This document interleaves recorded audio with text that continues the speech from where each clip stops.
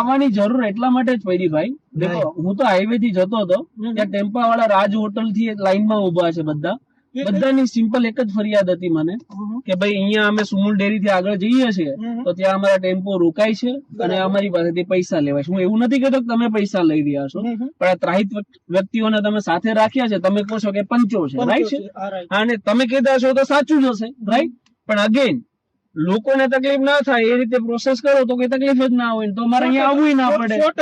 100% તકલીફ ના પડે તો પછી આપણે અહીંયા કઈ આવવું જ ના પડે, તો પછી આ કોઈ પ્રશ્ન જ ના થાય, સમજાણું? અને મારે બે વજે અહીંયા ધક્કો જ ના થાય, રાઈટ. એટલે હું તમારી કામગીરી પર શંકા નથી કરતો, પણ મારે માત્ર એટલું જ કેવું છે કે જે જેન્યુઅન ટેમ્પા ચાલકો છે, જે ઓવરલોડમાં નથી ચાલતા અને કાયદેસર માલ લઈ જાય છે, તો એમને આરામથી જવા દો. એ તો આરામથી જ જશે. બસ બસ બસ, બાકી તમે તમારી પ્રોસેસ કરો. માલ ભરેલો હોય એટલે આપણને બેઠી દૂરથી ખબર પડી જશે કે ફાલકાની બારે છે કે નહીં છે. ફાલકાની બારે હોય તો અમે એની પરચી આપી શકીએ છીએ. એમની પ્રોસેસ કરવાની હોય. એના લોડેડ વજનમાં જો માલ ભર્યો હોય તો એની કોઈ પરચી નથી ન હોય. હા, એટલે હું ટેમ્પો ચાલકોને જણાવું છું કે ભાઈ અહીંયાથી જાઓ, વાંધો નથી, બરાબર, જેન્યુઅલી કામ થશે.